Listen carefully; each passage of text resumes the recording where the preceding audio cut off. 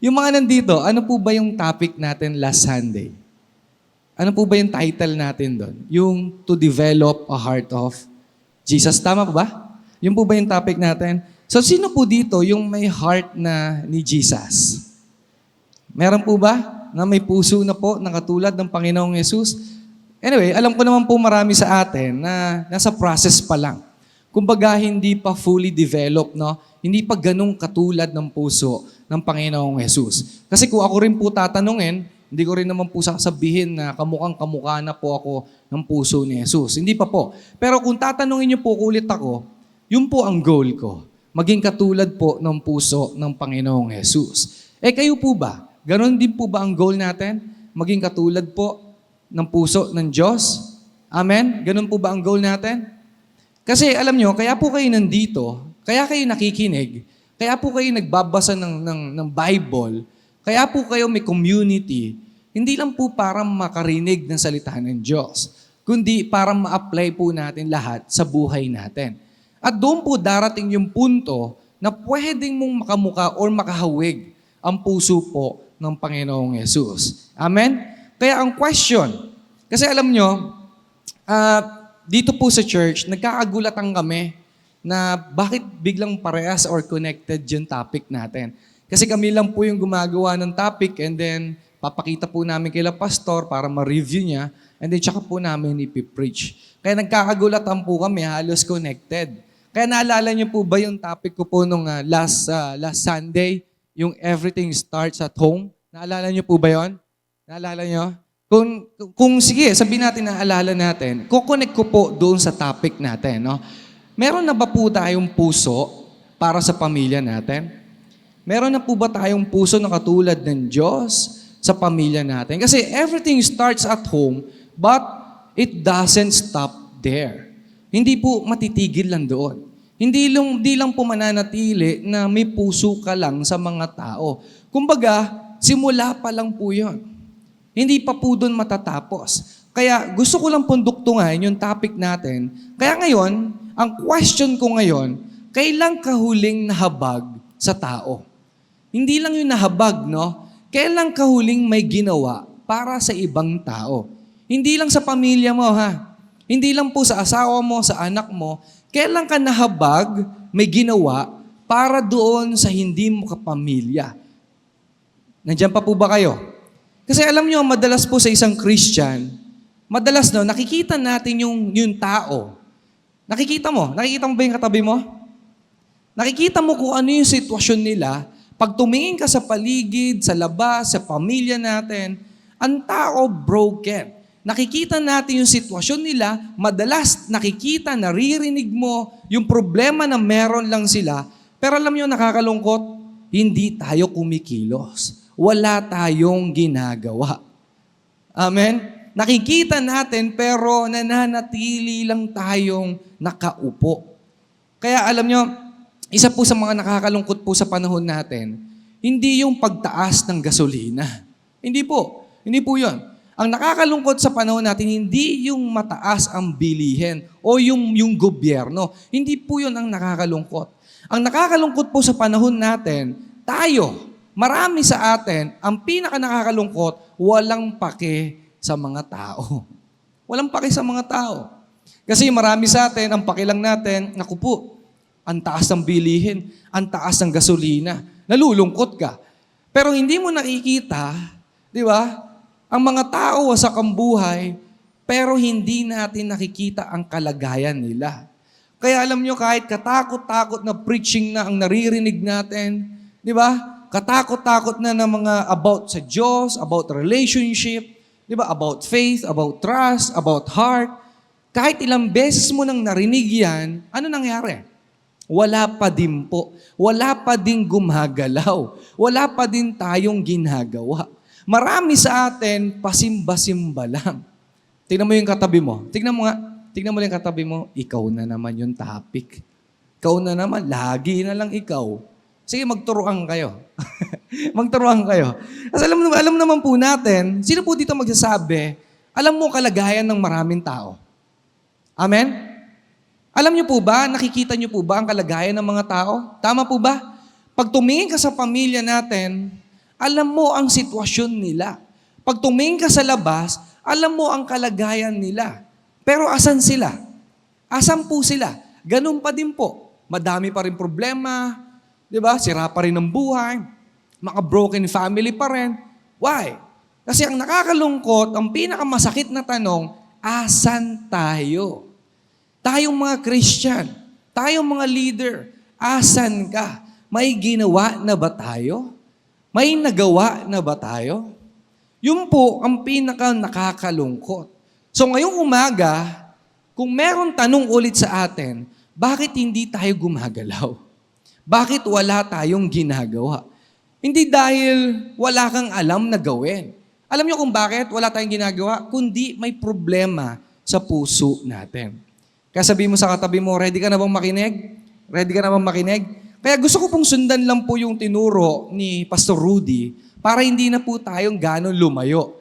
Kasi mas maganda po na paulit-ulit po natin pag-usapan para may iisa lang po tayong focus. At ang goal lang po natin ngayon na magkaroon tayo ng heart ng katulad ni Jesus at hindi lang magkaroon ng katulad ng heart ng katulad ni Jesus kundi gumalaw din po tayo. Amen? Kaya ang title po natin ngayon, Moved by Compassion. Yan. Sino po dito yung example na gumalaw, may ginawa, dahil nagkaroon siya ng compassion sa tao? Sino po? Sino po yung pinakamalapit na example? Si Jesus. Inaantok pa po ba kayo? Mamaya po may merienda po akong sa Mang Inasal. Punta lang po kayo doon. Babayaran nyo lang po. Okay? So, ang pinakamalapit, na example na nagkaroon ng compassion, gumalaw, si Jesus po. At yun po ang goal na atin. Kasi aminin man natin o hindi, maraming tao ligaw. Right? Maraming tao sira ang buhay. Kasi alam nyo kung bakit? Sabihin nyo, bakit? Wala tayong ginagawa. Kasi alam nyo, kaya tignan nyo na maigi. Pag lumabas po kayo mamaya, tingnan nyo maigi yung paligid. Tingnan nyo maigi yung mga, di ba? Yung pamilya natin. Tingnan nyo yung mga bangkuan. Lalo na nung first service. Tingnan nyo ang mga bangkuan kapag 8:30, walang tao talaga. Wala pong tao. Yan po ay bunga na nagsisimbalan tayo. Yan po ang bunga na nagsisimbalan tayo. Kaya ngayon po, pag-usapan po natin ulit yung puso ng Panginoong Jesus. At ang goal po natin ngayong umaga, maging katulad po ng puso ni Jesus. Amen? So, balikan lang po natin yung sa Matthew chapter 14, verse 14. Request ko lang sa mixer, medyo nag-e-echo lang dito sa harapan. Medyo sakit na sa tenga. Yan. Thank you. So, balikan lang po natin sa Matthew chapter 14, verse 14. Sabi rito, when Jesus landed and saw a large crowd, He had compassion on them and healed their sick. Ito pong verse na to, alam ko, maraming nakakaalam sa atin. Tama? Pero ang problem, alam lang natin. Nababasa lang natin. Kaya pag-usapan po natin siya ng medyo malalim. Nung nakita daw po ni Jesus yung crowd, nakita niya ang kalagayan ng mga tao. Ano po nangyari? Nahabag po siya. Kaya ano pong ginawa ni Jesus? Nagpagaling. Kumilos po. Malinaw po ba? Nakakasunod po ba kayo? Tayo. Babalik tayo sa atin. Tayo po. Nakikita naman natin ang mga tao. Tama po ba? Pero bakit walang kumikilos? Hindi dahil wala tayong oras, Alam niyo po kung no reason? Alam niyo po kung no reason? May dalawa pong reason or problem na gusto ko pong pag-usapan po natin. Una, the real problem, heart. Number 1, heart. Yan po ang unang problema. At hindi po tayo magsasawa na pag-usapan po ang puso. Kasi ang puso po, yan po ang concern ng Diyos sa atin. Ano ba kalagayan ng puso mo ngayon? Ano ba kalagayan ng puso mo ngayon, mga kapatid? Minsan, hindi naman talaga wala kang pakialam sa mga tao. Ang totoo lang, mali lang ang puso ng marami sa atin. Unti-unti tumitigas. Why? Bakit tumitigas ang puso natin? Kasi di ba, sanay na tayo na makakita ng mga problemadong tao. Sanay na tayo na makarinig ng mga pagrarant nila, yung mga katakot-takot na problema nila. Kasi marami sa atin, sanay na tayo na, di ba, na may lumalapit sa atin para, di ba, magkwento ng kung anong problema nila. Hanggang sa hindi mo namamalayan, tayo mismo, ikaw mismo, hindi mo napapansin, may problema na rin sa puso mo. Kaya alam nyo ang tendency nun, kapag matigas na ang puso mo, wala na tayong pake sa mga tao. Kasi kung hindi maayos, hindi ka maayos, hindi maayos ang puso mo, hindi ikaw magiging reason or instrumento para makita mo yung needs ng mga tao na kapaligid sa atin. Hindi tayo bulag. Tama? Tingnan mo yung katabi mo, bulag ba yung katabi mo? Hindi yan bulag. Ang problema, no, marami sa atin, hindi okay ang puso, kaya hindi ka na nakakakita ng kalagayan ng tao. Kaya kahit katakot-takot na preaching ang naririnig mo about discipleship, di ba? Katakot-takot na preaching ang naririnig mo na mag-invite ka, may nagtuturo sa'yo na mag-pray ka ng 3 to 5, bakit wala pa rin po nangyayari? Bakit wala pa rin po tayong nadadala rito? Bakit? Kasi mali po ang puso. Kaya minsan, makaka-experience po kayo, di ba? May lalapit sa'yo. Problemado. Pero ang mali, hindi mo makikita na opportunity yon para madala sila sa Diyos. Kaya kahit may nakikita kang mga taong wala ang Diyos sa buhay nila, wala kang pakialam. Hindi opportunity sa'yo. Bakit? Uulitin ko, mali ang puso. Kasi pag mali ang puso, makikita mo lang ang tao, problema. Di ba? Kaya pag tinignan mo yung katabi mo, parang isang malaking problema sa iyan. Pag nakita mo yung katabi mo, drama lang yan. Yung nangyayari sa'yo, drama lang yan. Di ba? Pag nakita mo yung nasa paligid, ay, ayoko niyan. Dagdag problema lang sa akin yan. Tama po ba? Hindi natin nakikita na kailangan nila ang Diyos. Kaya alam nyo, pwedeng nasa church ka, pwedeng nakikinig ka ng Word of God, pwedeng wala kang absent sa simbahan, pwedeng ang sipag mo sa ministry, pero pagdating sa tao, wala kang pake. Pwedeng nasa simbahan ka, pero nananatili ka lang na nakaupo. Andiyan pa po ba kayo? Medyo masakit po ba yung message? Amen. Masakit na yung message. Si Jesus po kasi, hindi lang po naawa doon sa crowd. Hindi lang po siya naawa kaya niya tinulungan. Alam niyo bakit po niya nakita at tinulungan yung mga tao? Alam niyo bakit? Tama po ang puso niya. Dahil sa puso niya, kaya niya nakita ang kalagayan ng maraming tao. Yun po ang katotohanan. At bukod po sa puso niya, tama, mahal niya yung mga tao. Amen? Kasi kung maawa lang po kayo sa tao, hindi po yan ang magiging reason or ng dahilan ng paggalaw mo. Kasi ang dami mo makikita, nakakaawa naman talaga eh. Pag tinignan mo yung katabi mo, nakakaawa itsura eh. Tama? Pero kahit nakakaawa yung nakikita mo, hindi ka pa din gumagalaw. Hindi pa rin. Pero pag tama ang puso mo, alam nyo, ay malamang, sigurado ako, hindi ka magdadalawang isip na kumilos or tulungan yung tao. Pag tama puso mo. Kaya sabi po ni Paul sa 1 Corinthians chapter 13 verse 2, if I have all faith but have not love, I am nothing. Naku, sakit nito. No? Ang context po kasi nitong 1 Corinthians, nung panahon po nila Paul, sila po mga simbahan, no? Sa simbahan po nila, sa community nila, madami po sa kanila magaling. Madami po sa kanila mga matatalino. Madami po sa kanila gifted, mga spiritual. Pero sabi po ni Paul, kung walang pagmamahal, I am nothing. Malinaw. Walang kwenta. Kahit anong dunong mo, kahit anong galing mo, kapag walang pagmamahal, ay, wala pong kwenta yan.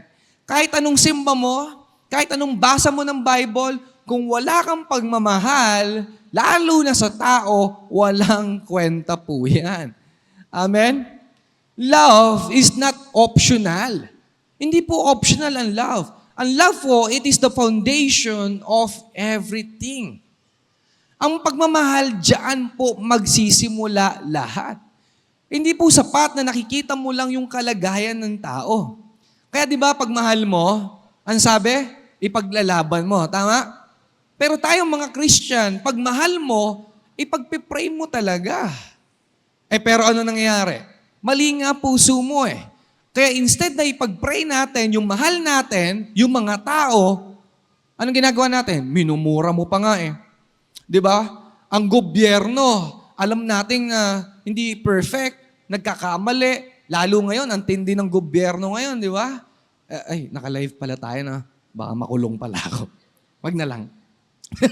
Pero, di ba, instead na ipag-pray natin dahil yun ang turo ng Diyos, anong ginagawa ng marami? Minumura. Hindi po masama na mainis ka. Lalo na kung alam naman po natin na mali ang ginagawa. Yun po ang turo ni Pastor, magalit kayo sa kasalanan. Pero hindi para magalit tayo sa maraming tao. Kasi ang tao, utos ng Bible, ipag-pray natin. Amen. Nandiyan pa po ba kayo? Dahil alam, pagmamahal po sa tao, makikita po yan sa galaw natin. Makikita sa galaw mo. Tama po ba? Kaya, pagmahal niyo po ang tao, hindi niyo po maitatago yan. Hindi niyo po maitatago yan. Kusang lalabas po talaga yan sa ugali mo o sa galaw mo. Kaya ang puso po, mahalaga na itama yan. Mahalaga po na tama ang puso natin. Tulad ng sabi ni Paul, dun sa 1 Corinthians, kahit anong galing at dunong mo, kahit anong preaching ang naririnig mo, kung hindi maayos ang puso mo, hindi ka gagalaw para sa tao. Amen? At alam nyo, hindi magsisimula po sa kamay ang paggalaw. Hindi po, magsisimula po yan sa puso.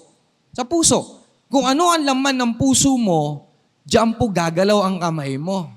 Kung ang puso mo about lang sa pera, ay malamang maleta ang concern mo. Tama? Kasi yun ang puso mo eh. Pero kung ang puso mo, mahal mo ang tao, malamang ang kamay mo gagamitin para abutin ang mga tao. Amen? Andiyan pa po ba kayo? Parang wala akong kausap ngayon.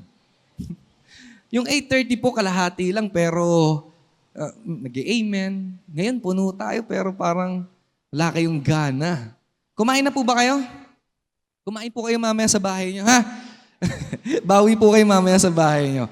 Kasi ngayon, kung magtatanong kayo, bakit parang wala tayong burden sa tao? Bakit parang, di ba, wala tayong tiyaga na tumulong sa tao? Bakit wala tayong pakialam sa tao? Tingnan mo yung katabi mo, sa tanungin mo nga, bakit wala kang pakialam sa tao? Tanungin mo, bakit wala kang pakialam sa tao? Ano sagot sa'yo? Wala akong paki sa'yo. Wala rin akong paki sa'yo.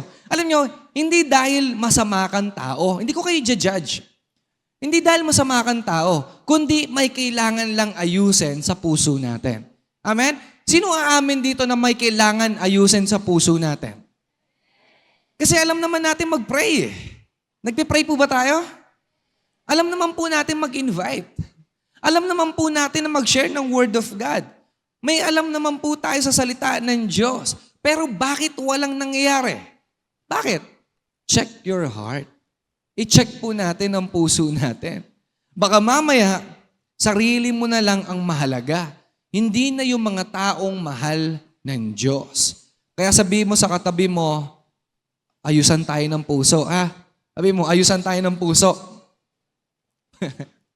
Pangalawa, alam nyo, hindi lang po puso ang problema. Hindi lang puso lagi ang problema, no? May nakakalimutan tayo na sobrang importante. At dito po, no, minsan ito ang dahilan kung bakit ang bilis nating sukuan ng tao or wala tayong pakialam sa tao. Pangalawa, number 2, we forgot where we came from. Yan.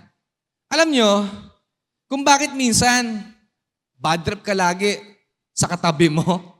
Bakit ang bilis mong mainis sa katabi mo? Bakit yung mga taong nakikita nating mga, di ba, mga siraang buhay, bakit wala tayong pakialam sa kanila? Or bakit wala tayong pasensya sa mga tao?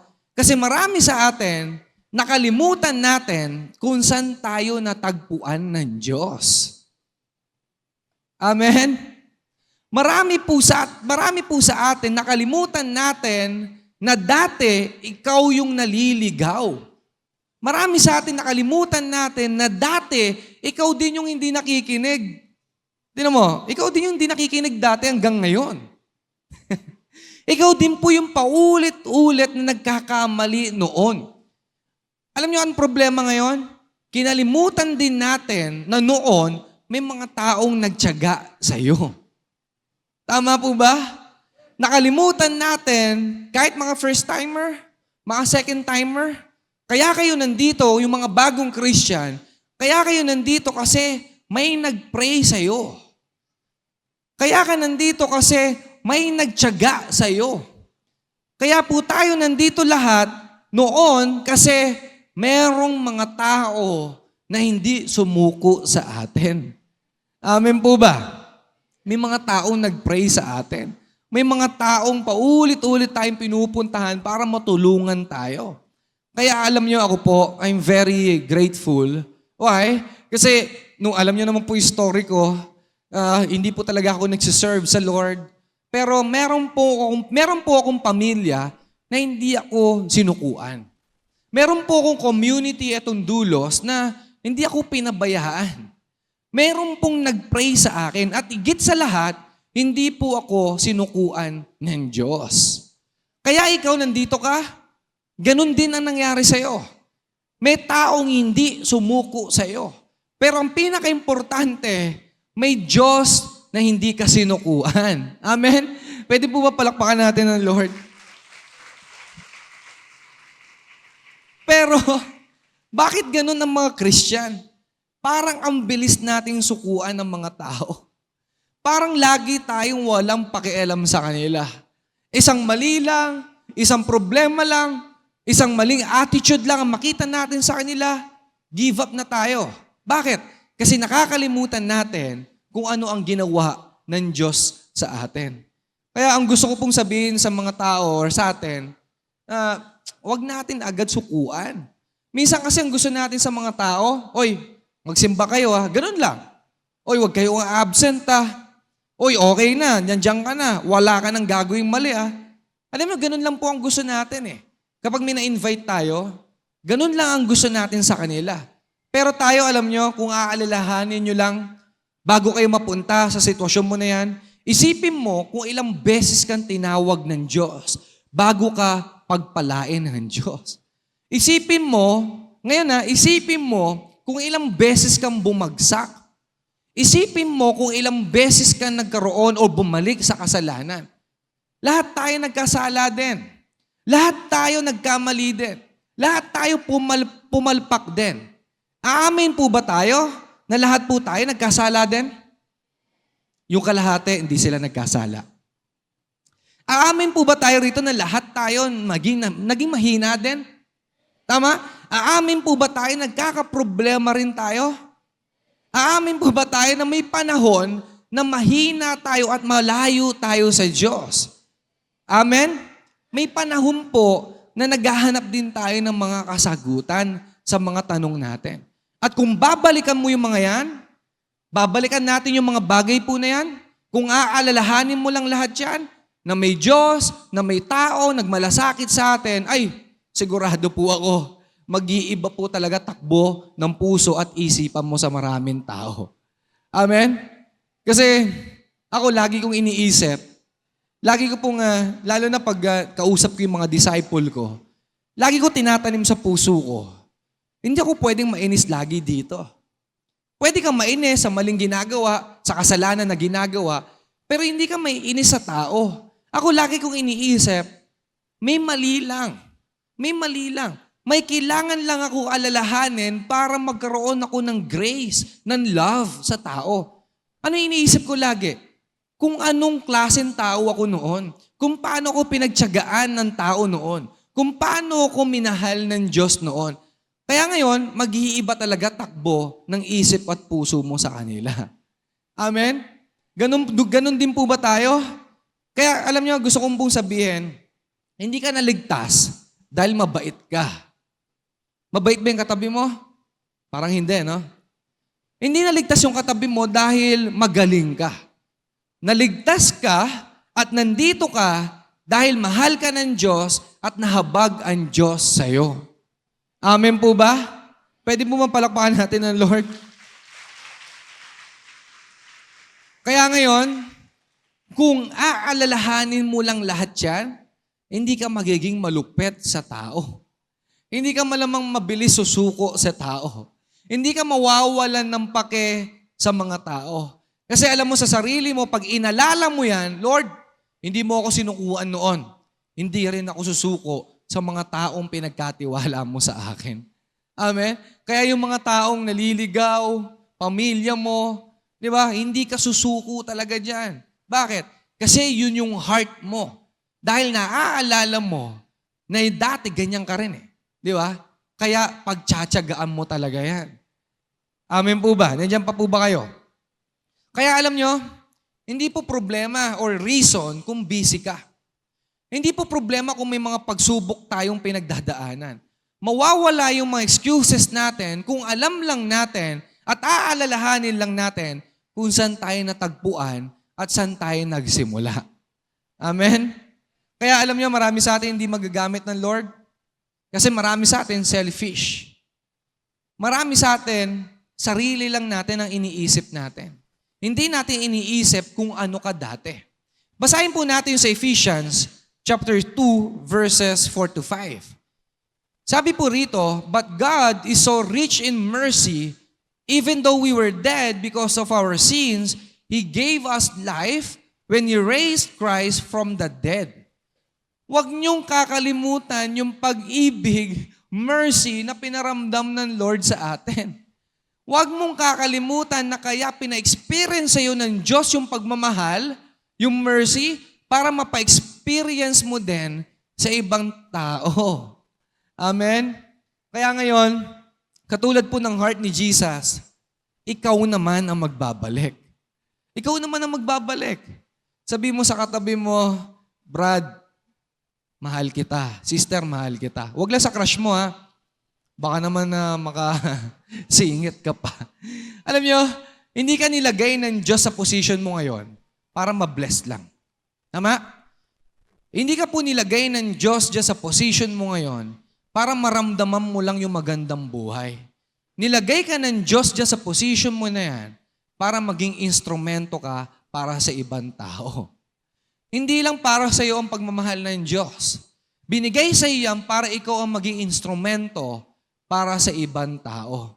Kaya ngayon, ngayong umaga po, kung alam mo kung saan ka lang galing, kung saan ka lang nagsimula, kung aalalahanin mo lang lagi kung paano ka inabot ng Diyos, hindi ka pwedeng manatiling nakaupo lang. Hindi ka pwedeng manatiling nakikinig lang. Hindi ka pwedeng manatili na wala kang gagawin. Ngayon, mag-iisip ka na. Sino dito nag-iisip na Lord, saan mo ako gagamitin? Sino nag-iisip dito na Lord, saan mo ako gagamitin? O marami dito nag-iisip, saan kaya ako kakain mamaya? Di ba? Kasi kapag naalala mo kung gaano kabuti ang Lord sa'yo, malaman lagi naglalaro sa isip mo, Lord, saan mo ako gagamitin? At sigurado po ako, magsisimula na yung pagbabago ng tingin mo sa ibang tao. Amen po ba? Pangatlo, punta po tayo sa pangatlo.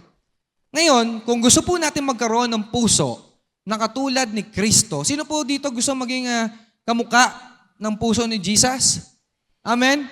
Kailangan natin matutunan kung paano tumingin si Jesus sa tao. Number 3, compassion starts with seeing people like Jesus. Basahin po natin yung sa Matthew chapter 9, verse 36. Ay, ito lang po, no?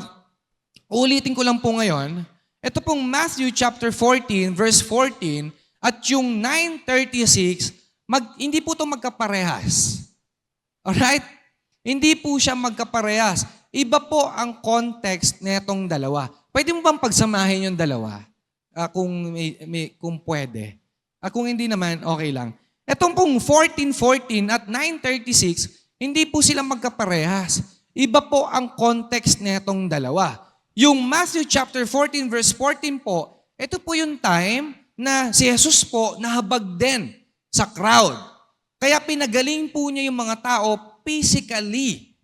Nandiyan pa po ba kayo? At yung Matthew 9:36, ang focus po nito ay spiritual need. Spiritual healing. Iba pong senaryo sila. Kumbaga, ibang crowd, ibang oras, pero ang pinakamaganda po rito, dahil sa puso po ng Diyos, ni Jesus, isa po ang ginawa niya. Nahabag po siya at may ginawa po siya sa tao. Amen?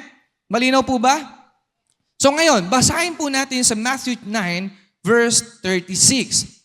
Sabi po rito, when he saw the crowds, he had compassion on them because they were confused and helpless like a sheep without a shepherd. So malinaw po, hindi lang po nakita ni Jesus yung physical need ng tao. Ano po nakita niya? Yung mas malalim na kalagayan ng mga tao. Nakakasunod po ba tayo? Ano po nakita ni Jesus? Confused, helpless, like a sheep without a shepherd. Una, gusto ko sabihin, simple lang po ito.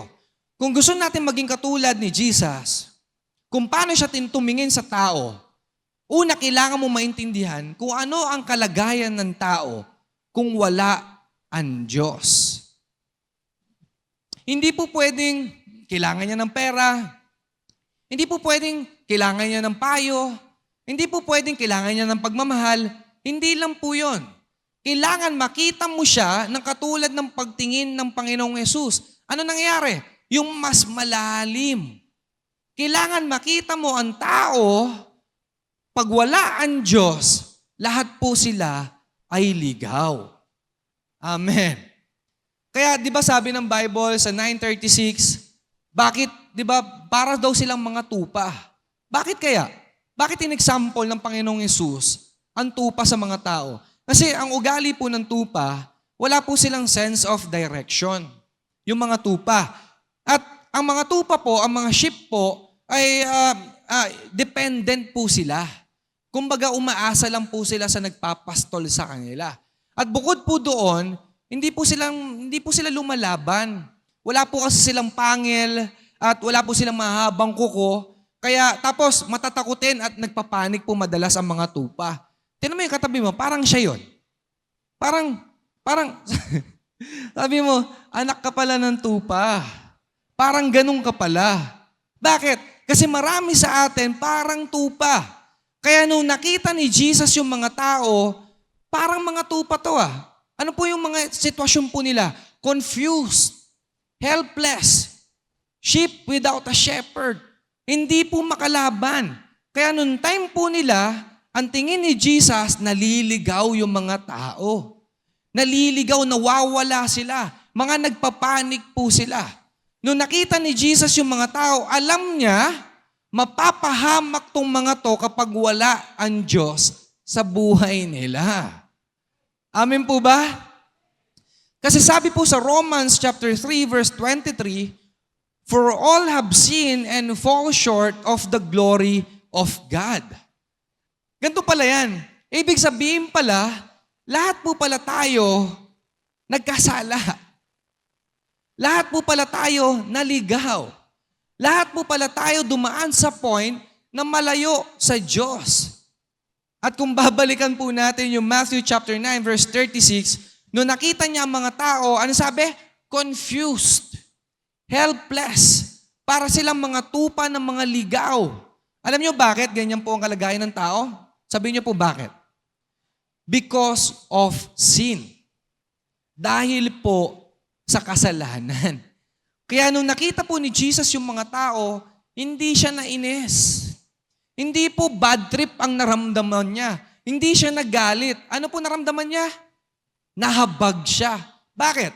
Kasi naiintindihan niya, hindi sila masasama. Nawawala lang tong mga to na parang tupa dahil sa kasalanan. Malinaw po ba? Tayo kaya? Tayo po kaya? Di ba? Ganon din po ba ang tingin natin sa mga taong wala ang Diyos? Hindi ko po sinasabi na perfect ka o perfect tayo o banal tayo. Ang sinasabi ko, katulad din pa tayo ni Jesus, na dahil sa compassion, Nakikita ba natin na ang tao pag wala ang Diyos, 100% nawawala sila? Ganun po ba ang pagtingin natin sa tao? Kasi gusto kong sabihin, lahat tayo nagkasala. For all have sinned. Lahat tayo naligaw. At lahat po tayo na-experience natin yung emptiness, yung mapalayo po sa Diyos. Pero lahat tayo, kaya ka nandito, dahil sa pag-ibig ng Diyos at sa awa ng Diyos, kaya tayo natagpuan lahat. Amen? Hindi po ba kayo na-excite? Pwede po bang palakpakan natin ng Lord? Dahil sa kabutihan ng Diyos, nakita niya tayo na parang helpless, confused, naliligaw, like a sheep without a shepherd, kaya niya tayo inabot. Pero alam nyo, kung tayo lang tatanungin ulit, nakikita po ba natin yung mga tao na kapag wala ang Diyos, walang direksyon ang buhay nila? Nakikita po ba natin ang mga tao na kapag wala ang Diyos, walang pag-asa? At sigurado ako, sana nakikita ba natin ang mga tao na kapag wala si Kristo sa buhay nila, walang kaligtasan? Nakikita po ba natin? Alam niyo, kapag nakita po natin ito na katulad po ng pagtingin ni Jesus sa taong mga ito, sigurado po ako hindi ka na magiging indifferent. Maniwala po kayo sa akin. Sigurado ako, pag nakita mo yung kalagayan nila, na wala ang Diyos sa buhay nila, malamang magkakaroon tayo ng puso na gusto natin sila maabot. Yun po ang katotohanan nun. Malamang pag nakita mo, ay, yung kapatid ko, wala si Kristo sa buhay niya. Yung nanay ko, yung tatay ko, wala si Kristo sa buhay niya. Sigurado po, magkakaroon ka ng puso na abutin sila eh. Amin po ba? Kaya alam niyo yung mga space po sa bangkuan natin, lalo na po sa April 5 po, ay meron na po tayong third service dito. Wala na po tayong 2:30 po sa Navotas. 2:00 po ang schedule natin dito, yung third service. Alam niyo, kapag nakita po natin na ang tao na wala si Kristo sa April 5, naku, sigurado po ako, ikaw ang gagamitin ng Diyos para mapuno itong Fisher Mall. Amen? Magkakaroon tayo ng urgency na kailangan mapuno namin to. Hindi para lang sa attendance, kundi alam mo na kapag wala si Kristo sa buhay nila, lahat po sila mapapahamak. Amen po ba? Kasi madalas sa atin, alam nyo, ang nakikita lang natin sa ibang tao, yung mali lang nila. Yun lang po yung nakikita mo. Kahit sa katabi mo, nakikita mo lang lagi dyan, mali nila eh. Tama? Pag tumingin ka sa paligid, yung problema nila, nakikita mo, pero natatakot ka na maging problema mo din. Di ba? May mga taong lalapit sa'yo. Tama, maniwala kayo, may taong lalapit sa'yo. Pero alam nyo, ang nakikita mo lang sa kanila, problema lang nila na baka maging problema mo rin. Pero si Jesus, alam nyo, hindi lang niya nakita yung tao. Nakita niya kung ano ang pangangailangan ng puso ng mga tao. Kaya pag nakakita kayo ng taong problemado, huwag nyo isipin na magiging problema nyo rin. Huwag nyo isipin na pasaway lang yan. Huwag nyo isipin na sayang lang yung oras mo sa kanila. Huwag mo isipin na, di ba, yung crowd, problema lang. Kasi alam nyo, kapag nakita natin yung situation nila ng mas malalim, mababago ang reaction mo. Maniwala kayo. Pag nakita mo yung situation ng magulang, pamilya, kaibigan natin, magbabago ang galaw mo. Malamang hindi ka na agad maiinis sa mga taong yan. Malamang hindi ka na susuko agad sa mga tao niyan. Malamang hindi ka na lalayo agad-agad niyan. Kasi makikita mo, hindi sila masasamang tao. Nawawala lang sila. Amen? Kaya tingnan mo yung katabi mo. Tingnan mo yung katabi mo. Hindi nawawala. Hindi masamang tao yan. Ligaw lang yan. Ligaw lang yan. Kaya ikaw ang gagamitin para sa katabi mo. Amen? Ikaw ang gagamitin para sa ibang tao. Kaya nakikita niyo po yung mga upuan na walang laman, lalo na no 8:30, sa April 5, malamang, di ba, kasi yung mga nasa 2:30 dito po magsisimba, yung mga upuan po na walang laman, magiging concern ka dyan eh. Ikaw ang gagamitin ng Lord kapag nakita mo na ang tao, pag wala ang Diyos, lahat sila mapapahamak. Sino dito magsasabi na gagamitin na ako ng Lord? Amen? Sabihin mo nga sa sarili mong bibig, magpapagamit na ako sa Diyos. Konti. Yung iba, ayoko pa. Sabihin nga po natin, Lord, gamitin mo ako. Amen po ba? Pang-apat. Punta po tayo sa pang-apat. 5 lang po ito. Ito po yung pang-apat. Pero gusto ko muna pong sabihin, hindi po sapat no, na ma-inspire ka lang. Hindi po sapat na, Lord, gamitin mo ako. Hindi po sapat yun yung lumalabas na sa bibig mo. Kasi minsan, gusto mo naman talaga. Nararamdaman at nakikita mo naman talaga yung mga problema or yung kailangan ng tao. Pero minsan, ang mga Christian, hindi nagdi-decide. Hindi nagdi-desisyon. Ano nangyayari? Kumbaga, alam mo yung situation ng iba, pero hindi ka magdi-decide na abutin mo yung tao. Kasi hindi lang po puso ang kailangan. Hindi lang puso para makita mo ang pangangailangan ng iba. Hindi lang puso ang kailangan natin pag-aralan. Kundi alam nyo, kailangan mo magdesisyon. Kaya number 4, compassion requires a decision. Compassion requires a decision. Sabihin nga po natin, decision. Kaya ngayon, kung nakita mo na yung kalagayan ng mga tao, kung naiintindihan mo na kung saan ka galing, kung nakakaramdam ka na ng pagmamahal po sa tao, hindi lang po matatapos dyan. Kasi ang compassion po, hindi mo lang mararamdaman. Pipiliin mo. Amen? At ito po ay very crucial po sa buhay natin. Minsan ang problema ng mga Christian, hindi naman talagang parang walang pakialam sa tao. Hindi naman compassion ang problema ng tao. Madalas, ito yung mga problema ng matatagal ng Christian. Bakit matagal ng Christian? Walang nasasama sa simbahan. Bakit mga matatagal ng mga nasa simbahan, laging sila-sila lang?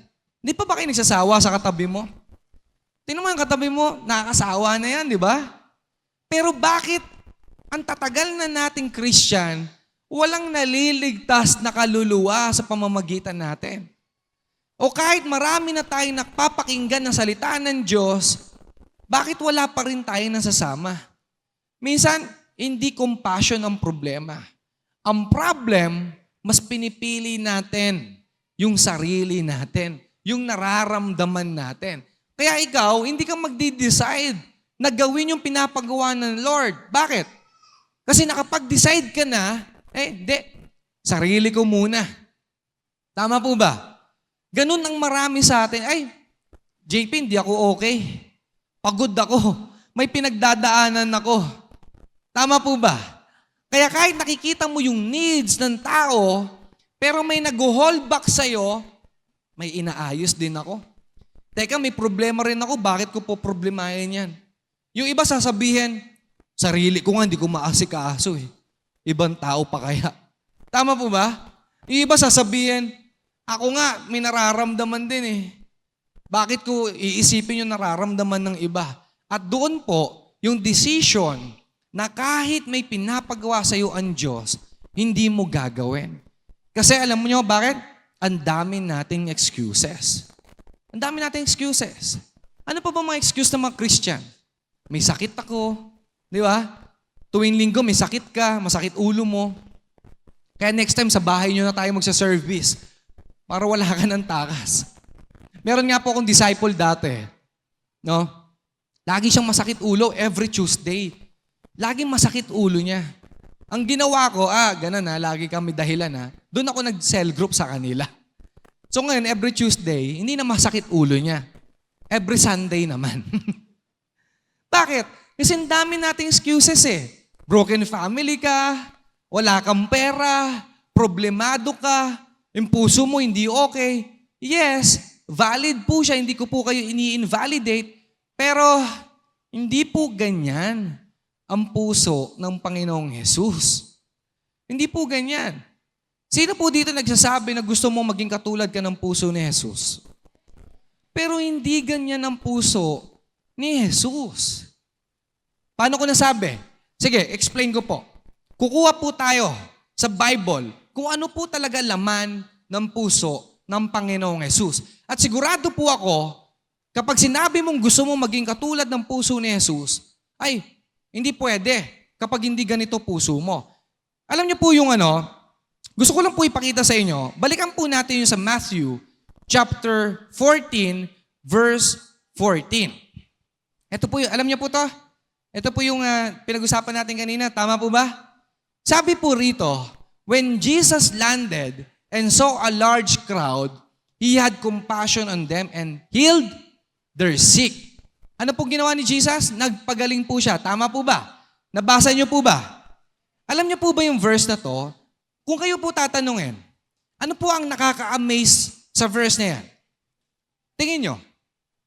Ano po ang nakaka-amaze dito sa binasa po natin talata? Tingin niyo, ano lang? Na nakita ni Jesus yung crowd? Tama? Na nahabag siya doon sa mga tao? Tama po ba? At bukod doon, ang nakaka-amaze, nagpagaling siya. Ayun po ang alam natin. Sabi mo sa katabi mo, nagbabasa ka ba ng Bible? Nagbabasa ka ba talaga ng Bible? Pero alam niyo po na ang galing po ng ginawa ni Jesus dito. Amen? Pero alam niyo po ba, ang isa sa pinaka-nakakahanga sa puso po ni Jesus, bago niya makita yung crowd, ito pong crowd na sinabi rito, may nangyari po muna. Ano po ba yung nangyari? Bago niya makita yung crowd, may lumapit muna po sa kanya. May binalita sa kanya. Alam niyo ang balita, ano sabi ng Bible? Sabi sa kanya, Guro, si John the Baptist namatay. Namatay. At kilala niyo po si John the Baptist? Si John the Baptist po, hindi lang po siya simpleng tao sa kay Jesus. Si John the Baptist po ay pinsan niya. At bukod po sa pinsan niya, si John po ay kapartner po niya sa ministry. Kasama po niya sa ministry. Kaya po nung nabalitaan po ni Jesus, yung pagkamatay ni John the Baptist, anong tingin mo mararamdaman niya? Anong tingin mo naramdaman niya? Nasaktan po siya. Sabi po ng Bible, gusto ni Jesus mapag-isa. Para saan? Para magluksa. Kasi may nararamdaman naman po siya eh. Nakakasunod po ba kayo dito? Nasaktan po siya. Sabi ng Bible, gusto niya mapag-isa. Kaya po kung magbabasa po kayo ng Bible, nung nabalitaan niya, sumakay po siya ng bangka. Lalayo po siya para mapag-isa. Pero ano nangyari? Yung mga tao, sinundan siya. Hinabol siya. At yung mga tao, sa sobrang gusto nila makita ang Panginoong Hesus, inunahan siya kung saan siya mapupunta. At doon po napunta sa Sea of Galilee. Kaya pagdating ng Panginoong Hesus sa Sea of Galilee, ayan na po yung verse, when He saw the crowd. Nakasunod po ba marami sa atin? Yan po yung context ng Matthew chapter 14 verse 14. Amen. Kasi ang nakikita lang po natin dito, ay ang galing ng Lord, ang galing ni Jesus, nakita niya yung crowd, naawa siya sa mga tao, nahabag siya, nagpagaling siya. Yun lang ang nakikita natin. Hindi yung totoong laman ng Panginoong Jesus. Ano ibig kong sabihin? Kasi po, nung nakita niya yung situation ng mga tao, instead na umiwas siya, instead na mag-reason siya, instead na isipin niya yung nararamdaman niya, nag-decide siya na ano? Na magpagaling. Na magpagaling. Anong meaning nun? Hindi niya nakita yung sariling pain. Hindi niya nakita yung sariling pain niya. Hindi po niya nakita yung pangangailangan niya. Ang nakita niya yung pangangailangan ng tao. Jesus had the reason to step back. But He decided to step in. Amen? Pwede po mapalakpakan natin ang Lord? Alam nyo, habang binabasa ko po itong Matthew chapter 14 verse 14, naluluwa-luwa ako. Kasi marami sa atin, alam lang natin na habag ang Diyos. Pero hindi ko nakikita, ganito pala ang puso ni Jesus. Na kahit meron siyang pangangailangan, pero dahil mahal niya ang tao, hindi yung sariling pangangailangan niya ang nakita niya, kundi yung pangangailangan ng iba. Grabe, no? Alam niyo, Ewan ko sa inyo. Nanggigigil na ako rito. Sobrang na-excite ako. Pero kayo parang... Kasi, sabi natin, gusto natin na magkaroon ng puso ng katulad ni Jesus. Pero ang question, ganyan po ba ang puso ng marami sa atin? Kaya minsan, di ba tayo, ang sinasabi natin, ay, ayoko, hindi ako okay. Di ba? Ay, may problema din ako. Hindi ko kaya ngayon. Kaya kahit may mga tao kang nakikita na wala ang Diyos, kahit parang may nakikita kang pamilya mo na pupunta sa impyerno, hindi ka magde-decide gumalaw. Hindi ka magde-decide na abutin sila. Bakit? Kesyo in pain ka, di ba? Kesyo may problema ka rin, kesyo may dala-dala ka rin, namatayan ka rin. Pero si Jesus, hindi niya inantay na maging okay siya. Hindi niya inantay. Kaya po sabi ng Bible, eto pong babasahin ko para sa atin bulahat to. At dito po, makikita or makakapag-decide ka kung ikaw po ba talaga ay anak ng Diyos at tagasunod ng Diyos. Sabi ng Luke chapter 9 verse 23, whoever wants to be my disciple must deny themselves, take up their cross daily, and follow me. Ano po ibig sabihin nito? Magbubuhat po ba kayo ng cross? Literal? Ay, hindi po. Baka mamaya pumasok po kayo next week dito na buhat-buhat po kayong cross. Hindi po ito ang meaning nun. Ang ibig sabihin po ng verse po na to, may mga pagkakataon na hindi ka okay. May mga pagkakataon po na may pinagdadaanan ka.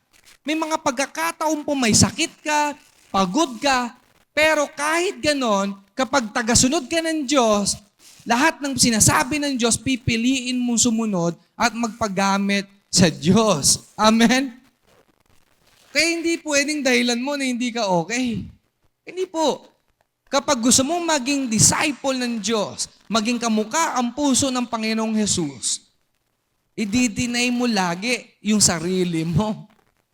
Hindi mo sasabihin lagi na, ako naman. Hindi. Katulad ni Jesus, hindi niya sinabing, teka, pahinga lang ako. Iiyak lang ako. Hindi niya po sinabi yon. Anong ginawa niya? Nag-decide siya. Yung pangangailangan ng iba, ang iintindihin niya. Amen po ba? Kaya alam nyo, dulos, hindi dahilan. Hindi po dahilan na may nararamdaman ka para hindi ka magamit ng Diyos.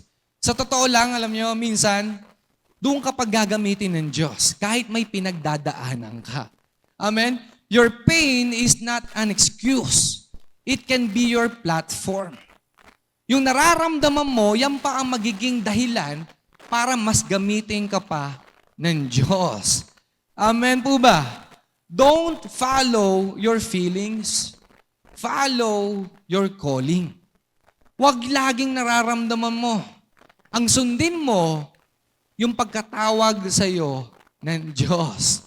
Amen. Sabi mo sa katabi mo, gising ka pa ba? Masakit na po ba? Panguli po.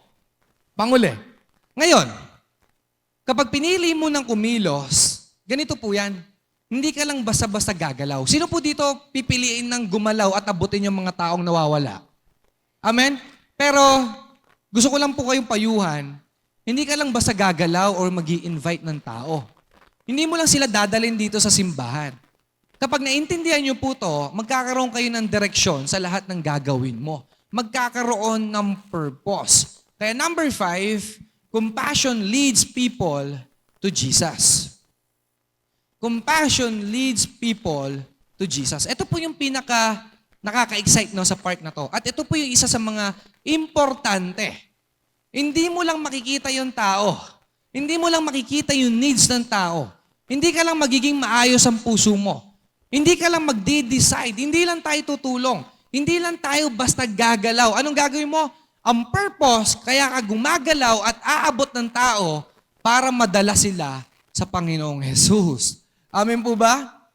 Kaya sabi po ng Luke chapter 19 verse 10, for the Son of Man came to seek and save those who are lost. Alam niyo po ba itong verse na to?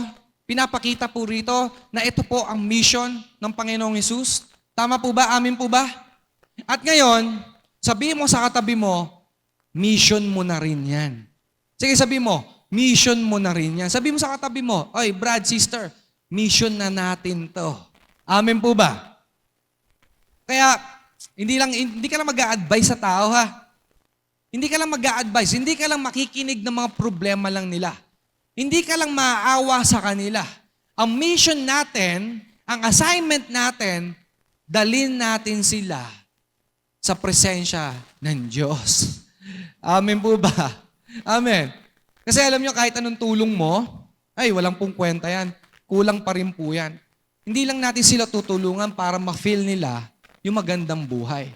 Nakikita natin yung kailangan nila, magde-decide tayo, tutulungan natin sila para maramdaman nila ang Diyos at maramdaman nila yung pagmamahal ng Diyos. Kaya ngayon, naniniwala po ako, ikaw ang gagamitin ng Diyos. Amen? Ikaw ang gagamitin. Pwede mo palakpakan natin ang bawat isa? May isang kwento lang po ako na gustong banggitin. No? At alam ko, familiar po kayo rito. Meron pong story po sa Bible or binanggit ang Panginoong Jesus. Sabi niya, kapag meron kang 100 tupa at nawala yung isa, anong gagawin? Alam niyo po yung story niyan? Yung 100 na sheep po, yung tupa. Sabi ng Bible, sabi ng Panginoong Jesus, kapag ang tao or mismong siya nawalan ng isa sa 100, anong gagawin niya? Iiwan niya yung 99.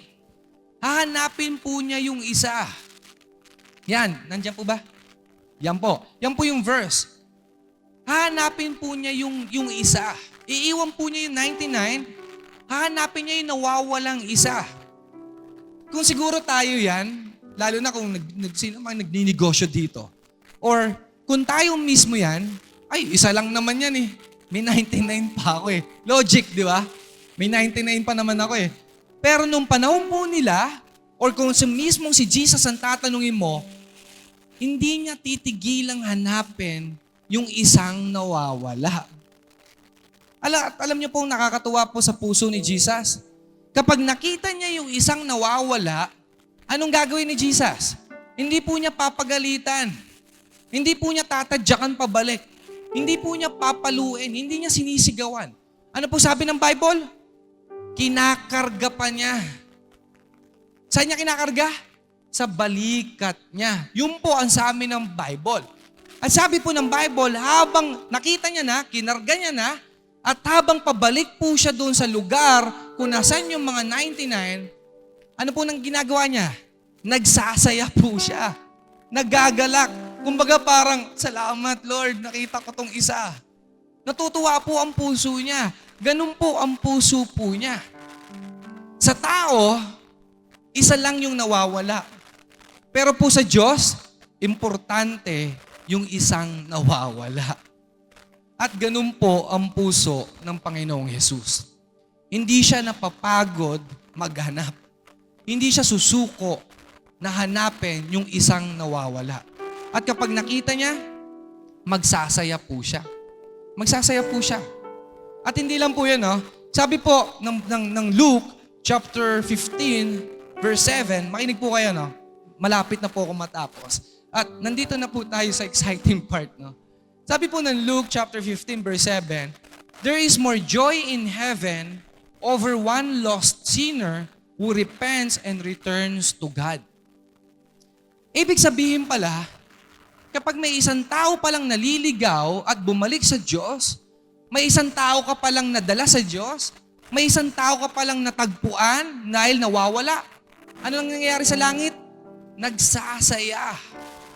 Nagse-celebrate. Wow, grabe, no? Sabi po ng Bible, lahat daw po ng anghel nagsasaya.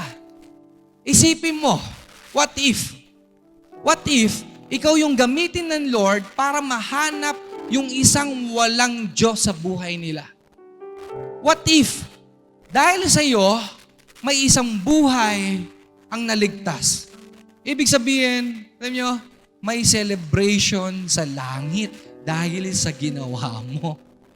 Kaya ako po, habang inaaral ko po to, minsan kasi sa reward tayo nakatingin eh. Tama po ba? Pero ako po, hindi ko naman itatanggi na sabi naman ng Bible, may reward eh. May reward. Pero nung ipinag-aaralan ko po to, sabi ko, Lord, pag may isang tao pala akong natagpuan, nadala sa presence mo, hindi lang reward ang makikita ko, matatanggap ko, kundi nagsiselebrate ang langit. Amen? Alam nyo, hindi po sinabi sa Bible kung ilan po ang anghel.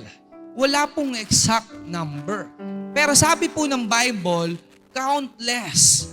Hindi mabilang. Isipin nyo yung lupa, yung buhangin sa buong mundo. Hindi mabilang, tama? Hindi mo mabibilang, tama po ba? Walang exact number kung ilan. Ibig sabihin, ang anghel, hindi thousands of angels. Hindi millions of angels. Hindi billions of angels. Countless yung angels. Ano po ibig ko sabihin? Ganun po karami ang nagsiselebrate sa langit kapag may isang nagbalik sa Panginoong Jesus. Wow, palakpakan natin ng Panginoon. Grabe. Hindi lang isang tao. Medyo na luluwa-luwa ako pag nababasa ko to. Kasi imagine, kaibigan mo madala mo sa Lord. Pamilya mo madala mo sa Lord. Hindi lang ikaw ang nagse-celebrate. Buong kalangitan. Sabi ng Luke chapter 15 verse 10, in the same way, I tell you, there is rejoicing in the presence of the angels of God over one sinner who repents. Imagine yung isang tao na ini-ignore lang natin. Yung isang taong nakita natin pero sinukuhan natin. Kapag bumalik pala sila sa Diyos, buong langit ang nagdidiwang. Wow, grabe. Hallelujah. Nakakataba ng puso, no? Kaya hindi ka sa reward, titingin talaga eh. Andiyan na yung reward. Hayaan mo na yung reward. Nandiyan na yung reward. Ang tignan mo na lang yung pinapagawa ng Diyos. At alam nyo, kapag ganun po ang puso natin, dulo kung iisipin natin, tayong lahat, makita natin yung kalagayan ng tao. Tayong lahat gamitin ng Lord sa simbahan natin.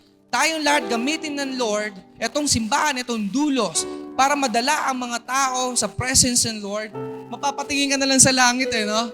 Kapag may katabi kang first timer na dala-dala mo, papatingin ka na lang sa langit, Lord, alam ko nagsiselebrate kayo ng mga anghel dyan kasi merong bumalik na isang kaluluwa sa presensya mo. Diba? Pero, ngayon, ang final question, kailan huling nag-celebrate ang langit dahil sa'yo? Baka matagal nang walang nangyayaring celebration sa langit nang tayo ang dahilan. Ngayong umaga, hindi ko kayo pipilitin. Pero tatanungin ko po kayo ngayon. Ngayong umaga po ba, may isang tao po ba na nilagay ang Diyos sa puso mo? May isang tao po ba na matagal mo nang nakikita pero binabaliwala mo? May isang tao po ba na alam mo wala ang Diyos sa buhay nila? Kung meron man, eto po yung time na ikaw ang gamitin ng Lord at ikaw ang maging dahilan kapag ang langit nagsiselebrate. Kaya next week, excited ako. Wala pong pilitan.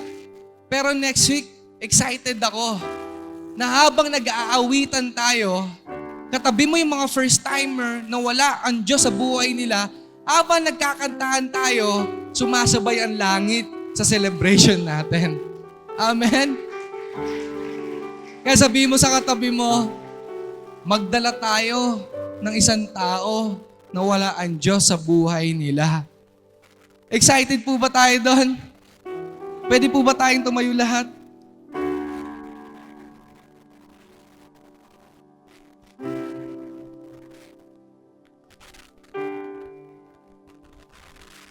Kaya next week, at sa April 5, I believe, naniniwala ako, dahil po sa word ng Diyos sa atin ngayon, etong Fisher Mall, naku, gagamitin po tayong pagpapala rito. Ang mga Jollibee dyan, Mang inasal, mapupuno yan ng mga taong na-invite natin dito. Tayo ang gagamitin para sa iba.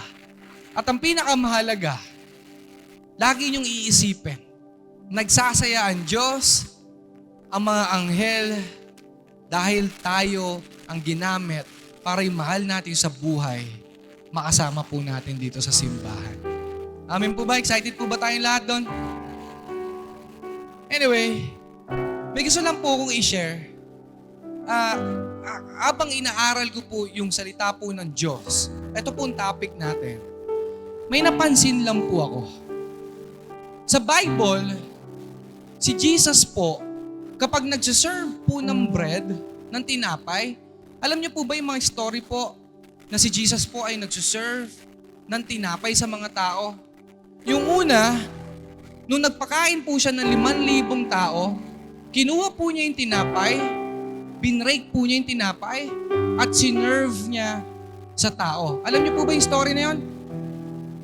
Pangalawa, yung 4,000 tao, kumuha po siya ng 7 tinapay, binrake po niya, at saka niya sinerve sa tao.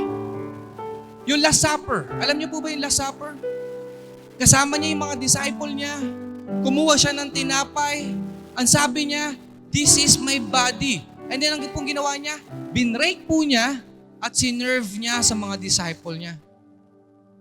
Yung resurrection, after po niyang mabuhay ulit, after mabuhay ng Panginoong Jesus, ang mga disciple niya malungkot. Kasi akala nila patay na si Jesus, hindi na mabubuhay. Kaya si Cleopas at yung isang disciple, pupunta po ng Emmaus. Naglalakad po sila. At si Jesus, sinamahan sila sa paglalakad. At itong dalawa, hindi nila alam na si Jesus pala yung kasama nila. Kaya nung kakain na po sila, kumuha po ng tinapay si Jesus, binrake po niya yung tinapay, tsaka siya pinakain yung mga disciple niya. Alam niyo sila Cleopas? Sabi niya, ang Panginoong Jesus to. Naalala niya. Kasi sa pag-break po ng bread. Alam niyo, nakakatuwa pa rito, hindi na tinapay. Mismong ang Panginoong Jesus na. Ano po nangyari sa kanya? Pinako sa cross. Nagkasugat-sugat ang katawan niya. Wasak-wasak, walang laman, walang balat na makikita, puro laman na po ang lumabas sa kanya. Mismong mata niya may latay.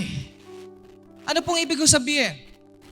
Dahil po sa pagkapako niya, sa pagkawasak niya dahil sa atin, marami pong buhay ang naligtas. Amen?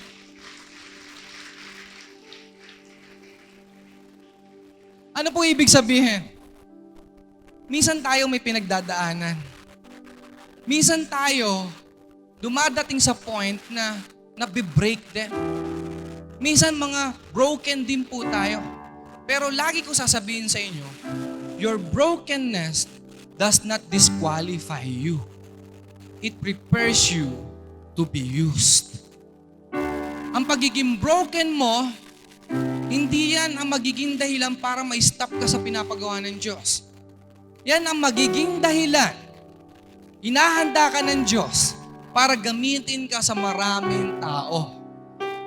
Yung tinapay, yung buo pa sila, hindi pa niya kayang mag-serve. Hindi pa niya kayang pakainin ng maraming tao.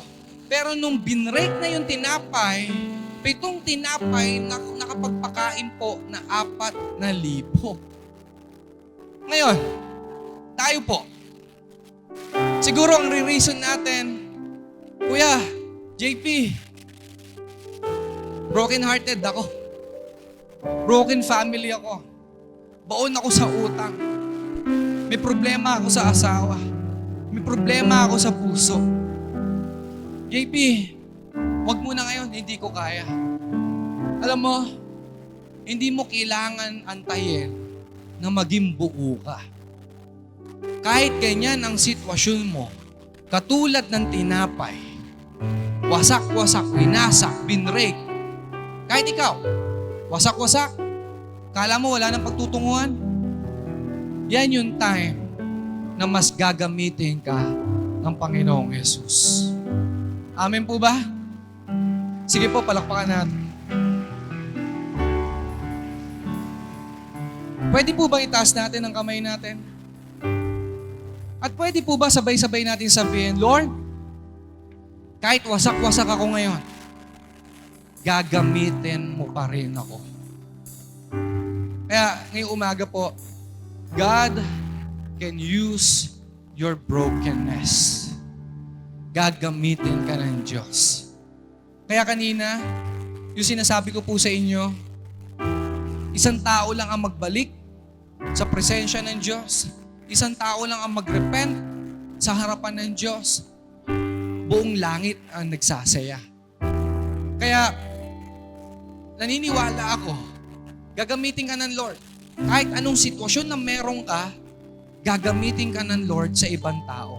Pero ngayong umaga, siguro, meron sa atin nakagawa ng mali. Kaya parang tingin mo, sira-sira ang buhay mo.